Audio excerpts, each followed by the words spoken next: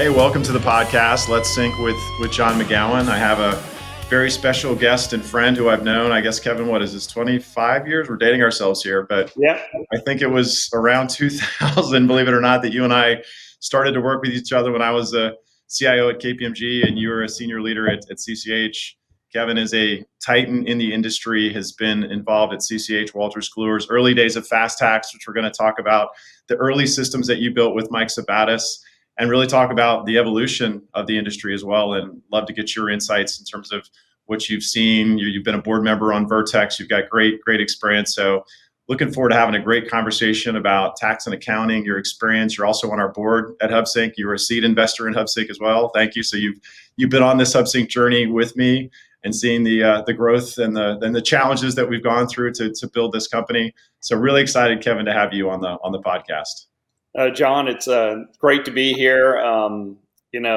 Just coming off of a recent board meeting We did. with HubSync, it's so exciting to see all of the development, the new development that HubSync is doing, and then we'll talk about that a little bit later. My background is I started out with actually Burroughs Corporation, and was selling software to CPA firms on Burroughs equipment with a software company, two of them actually, that we used a lot, RJ Software Systems and Timberline. And those products were, those were on mini computers. And, so that's how far I go back. Yeah, so it's been a while. And then from Burroughs, I went to go work for CCH Computax. Yep. And back then it was, the service bureau industry where, people were filling out input forms, sending them into a processing center, having their tax returns calculated and laser printed. But if you think about that model, in that service bureau model, it is the lead in to software as a service. Mm-hmm. And so while things are new, they all have their roots in things that have been done before, and it's that ability to adapt them to what the new environment is and learn. It says, okay, this was something that worked well. How do we adapt it to what we need to do now? And then from there, we went through the evolution of taking that service bureau industry and moving it into, I guess the first was an RJE model, which allowed us to connect into our mainframe systems. And then it moved in-house with the PFX product that my team launched way back, the 8-bit era, and then the 16-bit era, 32, 64. Well before cloud even existed, right? Cloud was not even a thought back then. But then as the internet, came through and we had the ability to get into a cloud environment, there was the driver in accounting firms that, everybody wanted to be able to access one system, work from anywhere, be able to do more with less. And, those are some of the drivers that still exist in accounting firms today. Yeah. Those things have not gone away. And so, we started with the approach that we were going to build access. And in building access, the driver for us was the inefficiency of some of the hardware and processing systems that were out there. Was all in the old Citrix systems. And, I remember you and Brian Diffin came in my office and you were talking about the vision for access. I still remember you guys sitting in my office and saying, our clients are accessing our systems via Citrix. The cloud was starting to emerge, data centers, and Brian pitched his vision on CCH Access and building it. It made a lot of sense. I want to talk about that journey around building Access. I know it was not absolutely. Easy. So I'll put that on the side, and we could do a whole podcast just on that, probably. Oh man, and those were really some great days, and one of the things that's always been a big challenge is that you're trying to build something when you have all of this tech debt, because if you think about that, going from 8-bit to 16-bit and so forth, and then you're trying to move that into an environment that is truly a SaaS type of environment, you're carrying all of that baggage with you, and then you really have to start rebuilding it as you go along, and that creates some levels of inefficiency as you're moving. But you have to keep evolving. You have to keep building to get to that point, and that's always part of a challenge. And I think about it from the HubSync, where you can kind of build from a clean slate, much more efficient. Much performance is much better, and quite honestly, the development cycles are much faster. Much faster, right? So that's one of the things that absolutely just when we started talking about the HubSync vision that you had, John, is one of the things that excited me was, boy, we're working from a clean slate, and that was I felt that way too. I mean, even in the Big Four, when I walked in to the role at KPMG, there were so many different applications, and there's tech debt, and same in the at Deloitte as well, and some limitations trying to build. We'll talk about this too. Trying to build software inside CPA firms and inside the Big Four with audit independence and other limitations. I felt like at times I was having to drag the firms to the cloud and really do some of the innovation. So the ability to just build something net new the way I always wanted to build it in the cloud with AWS as a partner. Let's talk about that a little bit. You were my second seed check. The first one was actually Roy Martin, who's the former CEO of Thomson Tax and Accounting. Yeah. So, I mean, it's pretty special that the two of you're the former CEO of Wolters Kluwer's Tax and Accounting.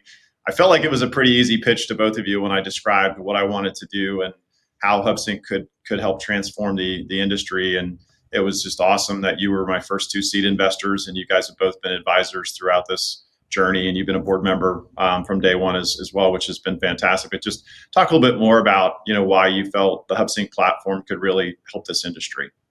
Yeah, it's interesting. Let me flip back to me and Roy. We both worked. Because you didn't know each other before this. You guys competed against each other, but we did, and and we both came from companies that really,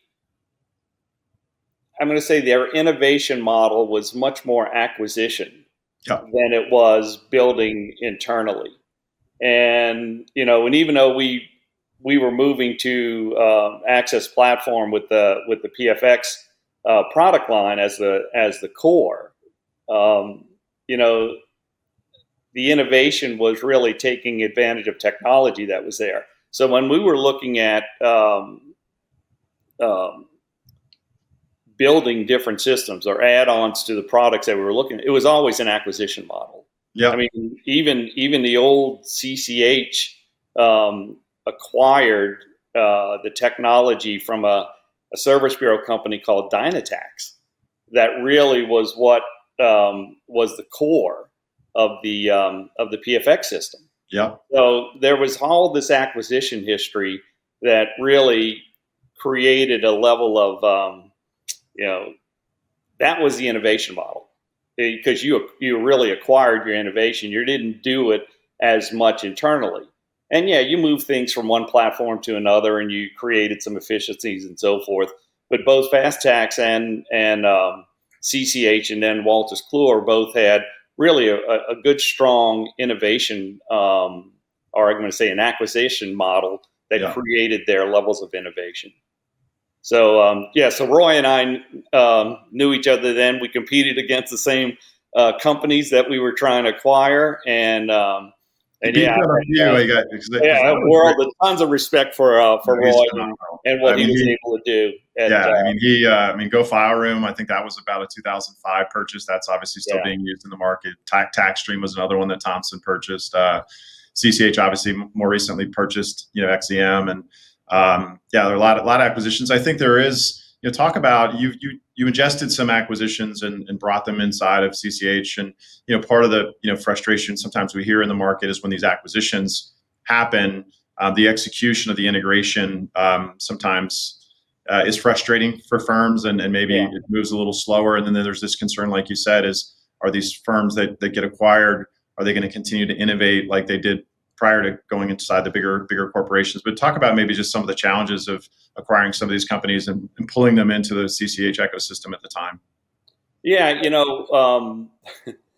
all acquisitions have to pay for themselves at some point Something or like another, right. and a lot of times, especially if you're um, that's a lot of times the EBITDA growth that you're looking for in that growth, and so the integration of the products and creating a what I'm going to say an end-to-end work stream was always a challenge in how you're going to integrate those products together. And a lot of times with integrations, you really don't get the full understanding of what you're getting into, even through all your due diligence, until you actually get in there and actually start doing the work. And there's also an expectation of a company that gets acquired and everybody loved it, and says, oh, this was the greatest thing in the world. When you start trying to integrate it and start trying to put some of the other things into it, that can create some levels of issues. And Yep. and quite frankly, the level of investment um, tends to say, okay, how am I going to pay for this acquisition? And all too often, some of the investment isn't as strong as it needs to be to bring it up to speed.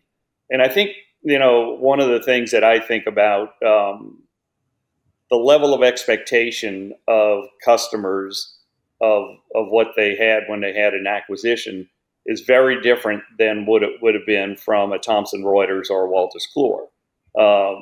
And that sets the bar higher. Hmm. And so you got a couple of dynamics going on. Is if you don't maintain that level and continue to grow that product, then there could be a level of disappointment there, and that's unfortunate. Absolutely. No, I mean, I think there's pros and cons to some of the acquisition activity that's been happening. We hear both sides of it from our clients and from prospects that we talk to. We'll get back to HubSync again, but I did want to double click, since we're still talking about your days at CCH, on the Access build, because I mean, as I said, you and Brian came in my office and talked about it, and at the time, I think you were telling me you thought this was going to be an $80 million investment, and I think over the years that I don't know what the final number was, but I think it went pretty. I don't either, but it was well north of that. I thought it might have been a double of that, actually. But Access is we still have some firms. We talked to one that's still moving. I mean, the movement from Pro System to Access has been a little slower than I think in some cases for some firms, and you still see folks on Pro System. But talk about Access and the vision for it. I mean, I know it was a tough build, but it is an industry standard right now. But I want to just get behind the scenes a little bit on that build and your thinking behind it, and then some of the challenges to finally get that across the finish line. Well, the way that we were thinking about how we would justify the build was really on the Citrix limitations. I think you could put 8 processors on one server, and when you multiplied that out, it was just incredible expense in hardware. Now, Citrix has gotten much more efficient since then, but when we were looking at it back at that point in time, they said, if we continue down this path, we're just going to, well, yeah, it was crazy. The 80 million or whatever it was that started with was chump change compared to what The cost. that cost was going to be. So we started building it, and if you go back to my comment that I said earlier, that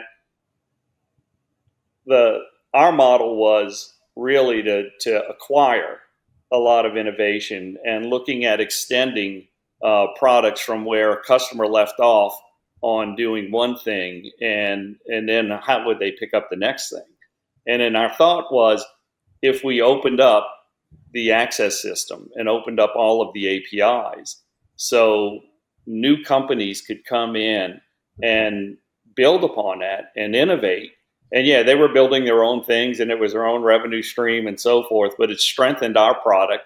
And if the product proved to be strong in the marketplace, it would be a perfect opportunity for an acquisition. For an acquisition, right? That's Yeah. yeah, that's fascinating. So you really wanted people to integrate, and I think at the time you call it, and this is a topic in the industry, to charge for APIs or not to charge for APIs, and we obviously don't. Some do, but I think your vision, and you called it the open marketplace, right? You had this vision where you wanted companies to come up and integrate against this new access platform, and then it's interesting. Then you would view those as acquisition targets. If someone was successful in integrating and solving a client problem, you actually view that marketplace as potentially then a playing field for you to acquire companies. I didn't think about it that way, but that's interesting.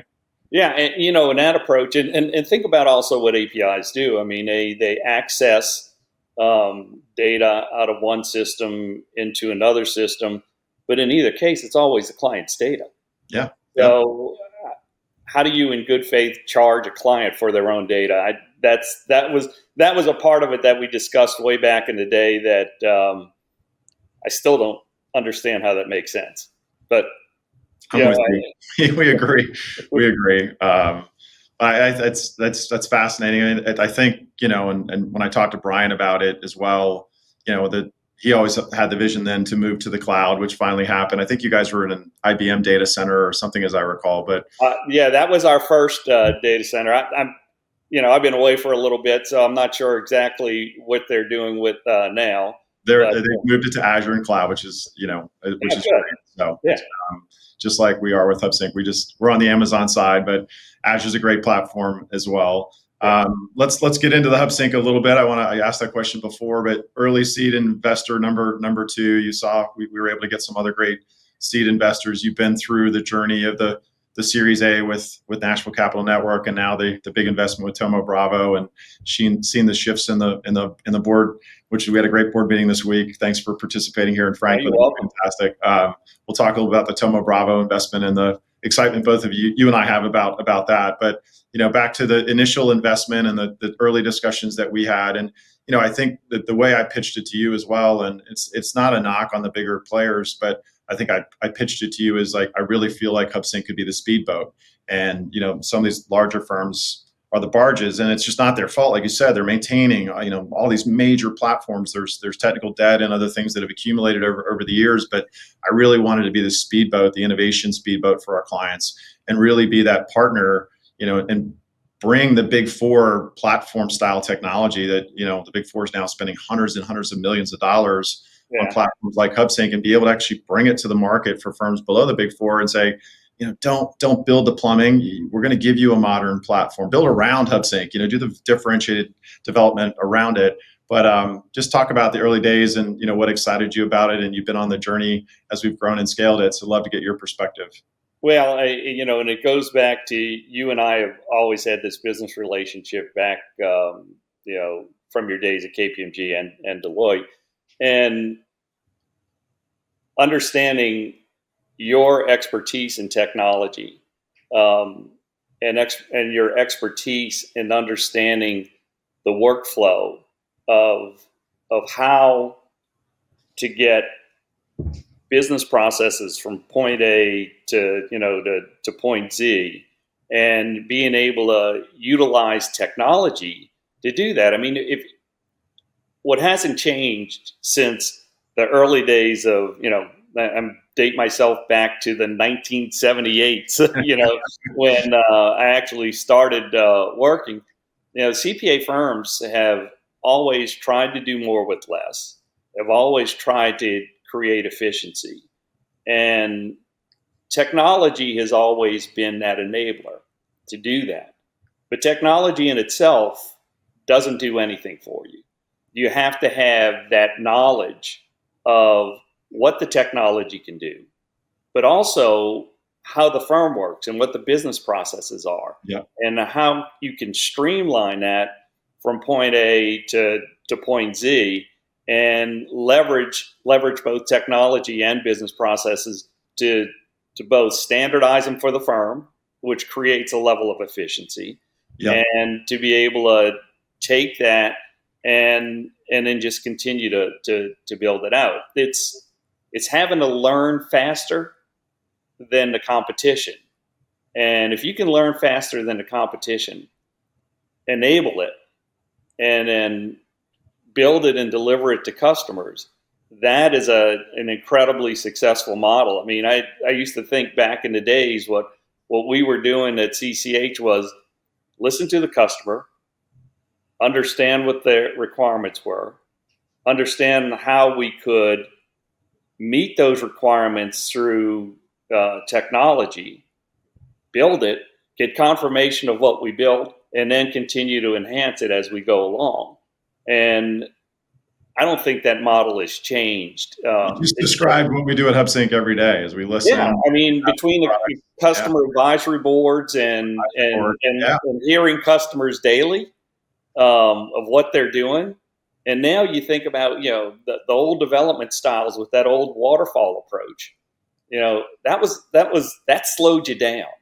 And you think about doing your sprints and then your releases every 2 weeks. To get back to the original question, what excited me about HubSync was the ability to have someone that understood the technology, understood the needs of the CPA firm. And you said it, real well. It says, hey, I'm going to bring these big four capabilities down to the next level and implement that and let them streamline it and then create a level of success. That for me was saying, yeah, this is going to be a home run. Thank you. It's been a great journey, and I'm glad you've been with us for the entire ride. And look, it was validated by National Capital Network. It's been validated by Tomo Bravo. Absolutely. They saw the same things that Roy and I saw when we early on. Yeah. Well, I think you saw it. I mentioned this before in the last. We had Ross from Tomo Bravo on the last podcast, and I definitely think investors are waking up. Legal's been a very popular vertical with private equity, and obviously you see all the private equity investment that's coming in to CPA firms right now. Yeah. I think the investment community is really recognizing that there's a big opportunity to move the needle in tax and accounting in it, which is a good segue into my next question. As you look at this back from, you said 1978 to today, I think we would both agree maybe that the market hasn't transformed maybe as quickly as we both anticipated. And, you still have the people that are doing manual work. I think that's changing. Why do you think the pace of change hasn't been as fast as maybe you thought or I thought in some cases, in terms of moving the needle and digitally transforming firms? What do you think is holding firms back from maybe moving faster in this transformation journey? I think if you go back and you think about within CPA firms the level of mergers and acquisitions, and that always brought in, whether it was different technologies, different processes, there's always been the slowness to get the standardization of processes across the business. And I think part of the model that, in my mind, was the partner model created levels of, going to sound bad, but maybe levels of fiefdoms. Yeah, no, that's the word I've used too. We saw it in the big four too, fiefdoms, and and everybody wanted to do their own thing. Everybody wanted to control their own decisions. Well, that in itself creates an obstacle to efficiency. Different client data structures, different client databases, different ways to access those databases, and all of those different processes means that I never get the scale that I should get in performance. So, if you think about that economies of scale, boy, if everybody's doing the same process, if everybody's reading from the same data, if everybody's looking at the same information, now all of a sudden it's less about, my routine versus your routine. It's about, hey, we're all singing from the same sheet. And you can create that level of efficiency. And you can start sharing work between offices and things like Exactly. that. You're seeing this movement, to more offshore shared centers, compliance centers, trying to push returns, particularly simpler returns to maybe India or lower cost centers. And, I remember when KPMG did this, and the partner that was driving who was driving the India Development Center. And, he called me up and he said, John, I have all these people in India, but this is just not going to work. I'm like, why? He says, well, Boston's preparing the return this way. Philadelphia's preparing it this way. Dallas is preparing it this way. We've got to get standardized tax work paper so the folks here in India can prepare these returns in a standardized fashion. Like you just said, this is a marriage of process and technology. And if all these different offices are doing tax returns differently, this center that we're building in India is not going to be successful. So it's that combination of, as you said, process standardization and technology is where the magic can happen. Yeah, and a knowledge of being able to see what's happening, keeping the eye on the prize on what the end goal is, and keep refining it, add on the additional tools to extend that workflow even further out, in the way that data is gathered, the way that it's put into the system. Those are the things that if the firms really can get it all the way to the point of the first touch, the engagement letter, all the way to the end where they get the sign off on the electronic filing and all of those points in between. That's what I loved about the vision. That part of it was, you know what? We don't need to recreate a new tax software system, the calculation engine, but all of the other pieces that go from when the return data gets into it for the calc and when it comes out and how it's distributed. I mean, not just within the firm, but all the way to the client. Those are the areas where there's total opportunity for standardization of processes and efficiency. And guess what? The client's happier, the firm's happier. It just made total sense. Well, that's a good, I want to touch upon that. The firm happier, right? I mean, one of the big things that we keep hearing, Kevin, and we've talked about this in some of the board meetings, is just the talent shortage in the industry and people not wanting to come into the industry and do what I did when I was a staff accountant, doing a lot of data wrangling and hand punching data into software. I mean, folks coming out of school now just don't want to do this. So I know we've been talking about, I love your forward view on, AI and how do we improve that, firm professional experience. I remember when I first came out into the industry and was doing some consulting, I sat and just mirrored a staff person at a large firm. I still remember this kid had 5 windows open and 3 monitors, and he was, had all these different systems. And I'm like, how is this person preparing a tax return using all of these windows from different products and things? So I think that's the goal: is get to that single pane of glass for the firm professional, get to that single pane of glass for the client. But love your perspective on, I know you still keep close watch on this industry. Talk about, talent shortage and how you think maybe technology and specifically AI can help with that. Well,